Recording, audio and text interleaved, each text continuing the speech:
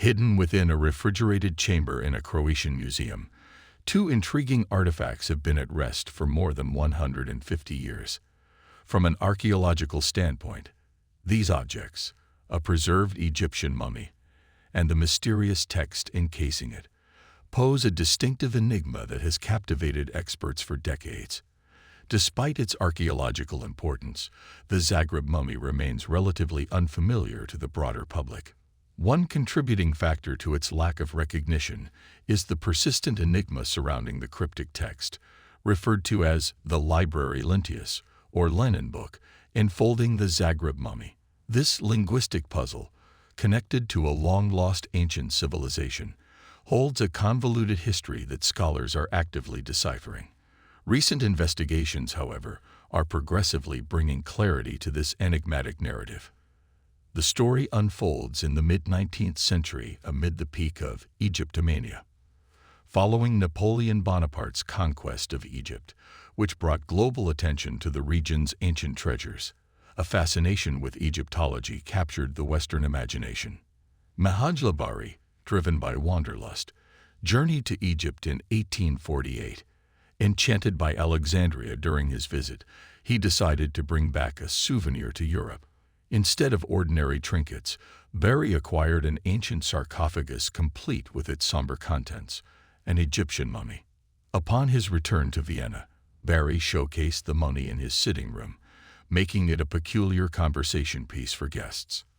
After Barry's demise in 1858, the mummy and its linen coverings passed to his brother, Elijah, a priest in Slovenia.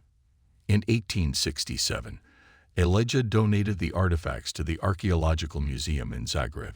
It was at this juncture that the peculiar symbols on the linen strips began to attract attention.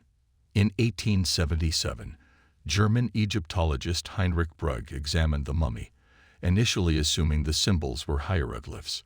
Later, following an encounter with linguist Richard Burton, he realized they resembled an Arabic version of the Egyptian funerary text, the Book of the Dead.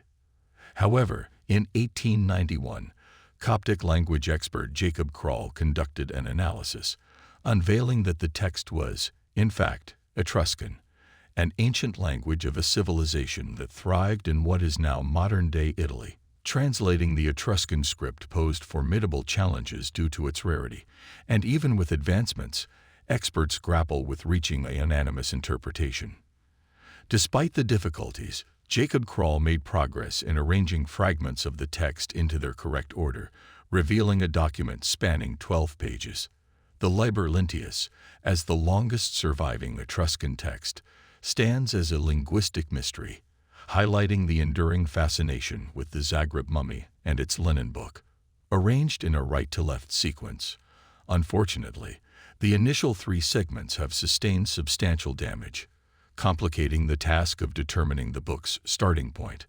Over time, some partial translations of the approximately 1,200-word text have been proposed, unveiling specific dates and the names of Etruscan deities.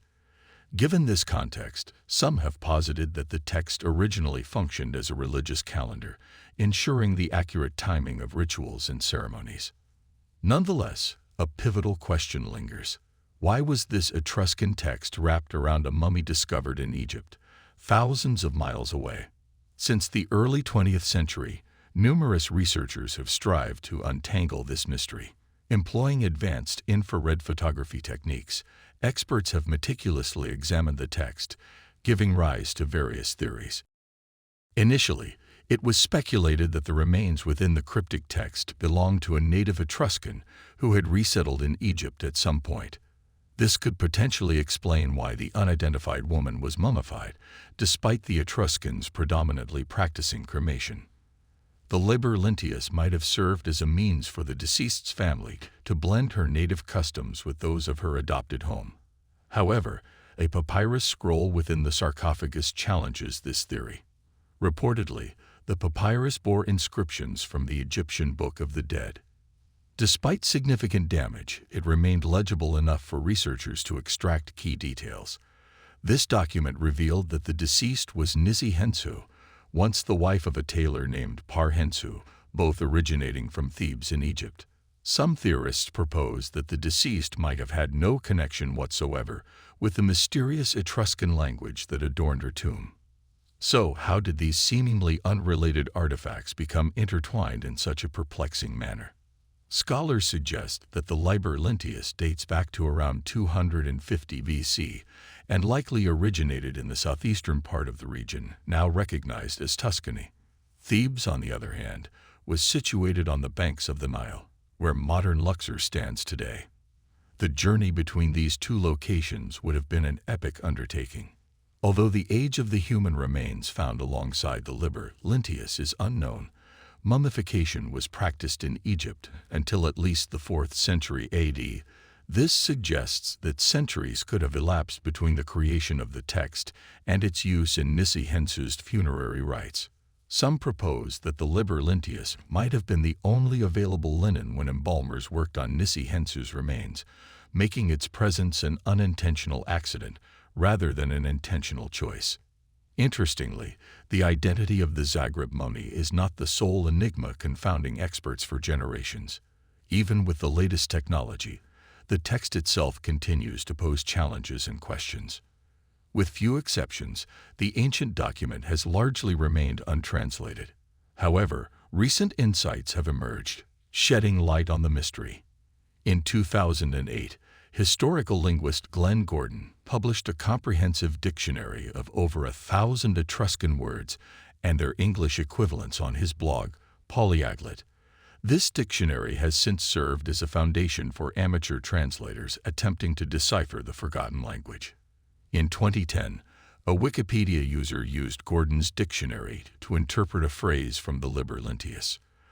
The text, "Etcenices tar il sidilla, huer eter ecene," was roughly translated as, "For the soul to endure, remain in the town of night and amidst the people." However, Gordon himself identified issues with this interpretation, attributing it to flaws in presenting his method. In a blog post from January 2011, he proposed alternative translations, such as "For the spirit of night for the city, and for its people everlasting," or "To the night spirit, and to the city everlasting." Gordon also raised the intriguing question of whether the night spirit mentioned is singular or plural, pondering if it represents an actual group of lost souls or symbolizes the recently deceased.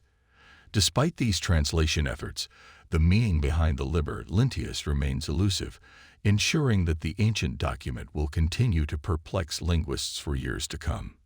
Meanwhile, the linen strips inscribed with the text and the accompanying mummy have become prominent attractions at the Archaeological Museum in Zagreb. Tens of thousands of visitors annually explore the museum, marveling at exhibits like the Vutel dove, a relic from an ancient culture, and the Lombardus of Phisma, a stone tablet recounting the story of an ancient Greek settlement. Yet these artifacts pale in comparison to the Liber Linteus, housed in its own refrigerated room. Despite earthquake-related concerns in March 2020, the document has remarkably remained in pristine condition, surviving the quake intact. The earthquake caused severe structural damage to the museum, leading to the destruction of some objects from ancient Egypt and Greece.